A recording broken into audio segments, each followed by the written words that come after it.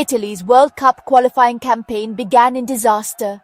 The opening whistle in Oslo was supposed to mark a new chapter for the azzurri, but what unfolded was a night Italian fans will want to forget. Facing Norway in Oslo, the azzurri suffered a crushing 3-0 defeat. The scoreboard told the story. Italy were outplayed in every department, leaving the players stunned and supporters in disbelief. The world expected a resurgent Italy, but instead, old doubts returned. The ghosts of past failures seemed to haunt the team as anxiety spread from the pitch to the stands. Norway dominated at Ullevål Stadium, sending shockwaves through Italian football. Their energy and precision left Italy chasing shadows, and every Norwegian goal felt like a dagger to Italian hopes.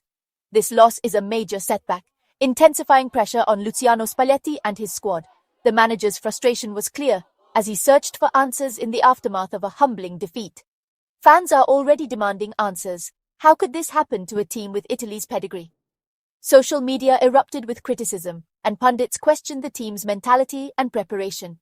The performance was disjointed, lacking the fight and organization expected at this level. Defensive lapses and miscommunication plagued the side, exposing vulnerabilities that opponents will look to exploit. With only the group winner qualifying automatically, Italy's path to the World Cup just got much steeper. Every point now matters, and the margin for error has all but vanished. Norway, meanwhile, are flying high and full of confidence. Their victory has energized the squad and their supporters, making them early favorites to top the group. For Italy, the inquest begins now. They must find solutions fast. Tactical adjustments, renewed focus, and unity will be essential if they hope to recover. The nation expects a response, not excuses. The pressure from fans and media is relentless, and only results will silence the critics. This nightmare start must end quickly if Italy hopes to revive their campaign. The players know what's at stake, and the next match will be a true test of their character.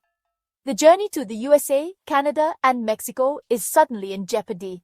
The dream of playing on football's biggest stage hangs in the balance. The pressure is on like never before. Italy must regroup, rediscover their identity, and prove to the world that they still belong among football's elite. Italy's hopes were dashed in Oslo, as a night that began with optimism quickly spiraled into a nightmare for the azzurri faithful. In a disastrous first half, Italy found themselves completely outplayed and outpaced by a relentless Norwegian side. Norway struck 3 times before the break. Sørloth, Nusa, and Haaland all on the scoresheet. Each goal seemed to sap more confidence from the Italians, leaving them shell-shocked and searching for answers. The azzurri's defense, usually so reliable, was exposed by Norway's pace and precision. Time and again, Norwegian attackers found space behind the Italian backline, exploiting every gap and hesitation. Every Norwegian attack looked dangerous, while Italy's response was flat and uninspired. The midfield struggled to keep possession, and the forwards rarely threatened the Norwegian goal. Spalletti watched helplessly as his team fell apart, his instructions from the touchline seemingly lost in the chaos on the pitch. Haaland's goal just before halftime felt like the final blow, a moment that deflated any lingering hope of a comeback. 3 goals down away from home, Italy faced an impossible task. The mountain they had to climb seemed insurmountable, and belief visibly drained from the players' faces. The team looked stunned, their game plan in tatters. Confusion reigned, and frustration began to boil over as players struggled to regroup. There was no sign of a fight back, only resignation. Heads dropped, and the body language told the story of a team that had lost its way. The lack of organization and spirit was alarming for a nation famed for its defensive strength. Arguments broke out among defenders, highlighting the disarray. The second half offered little consolation. The damage was done. Italy tried to regain composure, but the deficit was simply too great to overcome. Italy's first half collapse set the tone for a night to forget, while Norwegian fans celebrated a historic performance. The azzurri must address these glaring weaknesses immediately if they hope to recover and restore pride in the matches ahead. Oslo became the scene of a complete capitulation, a painful reminder that even the proudest footballing nations can falter when least expected. After the match, Luciano Spalletti faced the media and took full responsibility. "I am responsible," he declared, acknowledging the gravity of the defeat. He admitted the team lacked determination and mental strength. Spalletti promised to speak with the Italian Football Federation about urgent changes. He knows his position is under scrutiny, but he didn't shy away from criticism. The coach called out his players for being too soft and not resilient enough. He stressed the need for a stronger mindset and more fight. Spalletti's honesty signals a crisis that demands immediate action. The challenge now is to rebuild confidence and unity. Italy's problems go beyond tactics, they're psychological.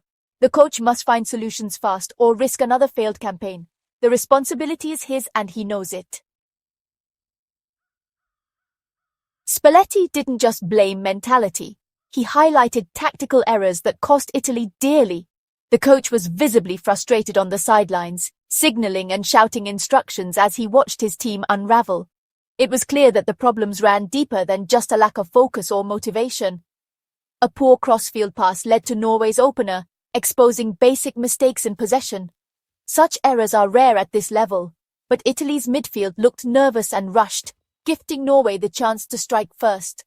The players' reactions said it all, heads dropped, and frustration was evident. Italy's defense was under constant pressure due to sloppy play in dangerous areas. Instead of clearing their lines, defenders hesitated, allowing Norway to press high and force more mistakes. The backline looked disjointed, with communication breaking down at crucial moments. The team's attacking approach was predictable, relying too much on the centre and neglecting the wing-backs. This made it easy for Norway to crowd the midfield and cut off passing lanes, stifling Italy's creativity and limiting their options going forward. Spalletti insisted his players lacked grit in key moments, losing crucial duels. Time and again, Italian players were second best in 50 challenges, allowing Norway to win possession and dictate the tempo. The lack of physicality and determination was glaring. The third goal summed up Italy's problems: a giveaway in their own third, poor pressing, and a lack of coordination. Players seemed unsure of their roles, and the defensive line was caught out of shape, making it easy for Norway to capitalize. These are fundamental issues that must be fixed immediately. Spalletti knows that without urgent changes, the team risks falling even further behind. Winning duels and staying organized are non-negotiable at this level. Every player must take responsibility, both individually and as a unit, to restore discipline and structure. The tactical setup broke down completely in Oslo. Italy's shape was lost, and the team struggled to adapt as Norway exploited every weakness. Italy's errors created a defensive mess that Norway exploited ruthlessly. Every mistake was punished, and the scoreline reflected the gulf in execution. Spalletti must address these flaws before the next match. He'll need to rethink his tactical approach, demand more from his players, and instill a sense of urgency in every training session. Tactical discipline and sharper decision-making are urgently needed.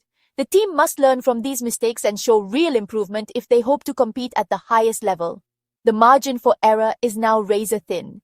Every decision, every pass, and every challenge will matter in the matches to come. Italy's defeat in Oslo felt eerily similar to their Euro 2024 exit.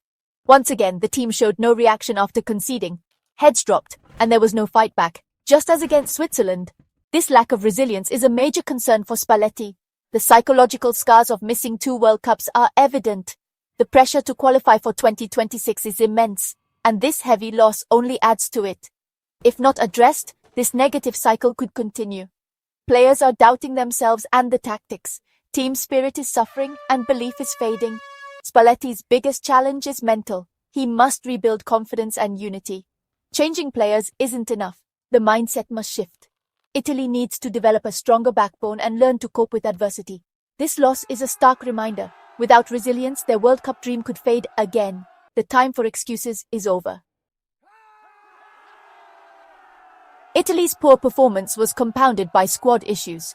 Key players like Francesco Acerbi and Manuel Locatelli were unavailable, weakening the defense and midfield. Injuries forced Spalletti to field a makeshift backline, lacking cohesion and experience. The absence of established defenders exposed Italy's lack of depth. Disputes, like Acerbi's with Spalletti, further disrupted team harmony. New defensive partnerships struggled against Norway's attack. The need for more options and unity is clear. A national team must have its best players available and united. Spalletti must resolve internal issues and hope for better luck with injuries. Only a full-strength, harmonious squad can help Italy recover.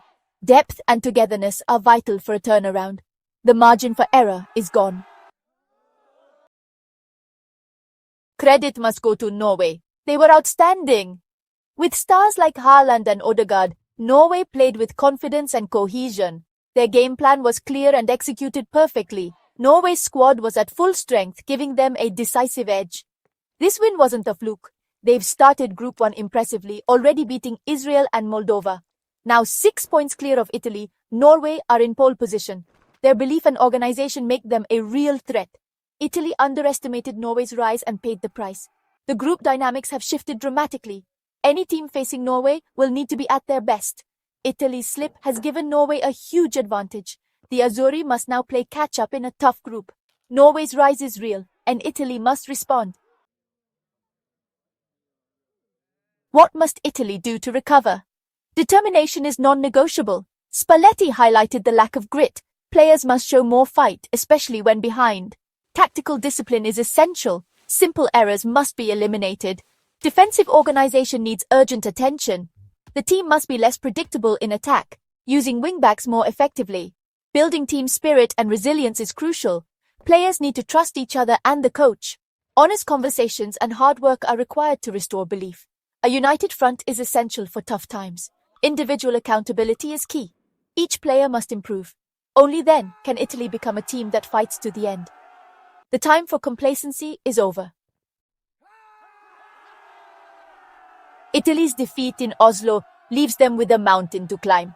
Automatic qualification is now a much harder task. With Norway leading Group 1, Spalletti's future is under scrutiny, and rapid improvement is demanded. The fans want to see pride, passion, and a real reaction. The next qualifying matches are critical. Italy must regroup and refocus.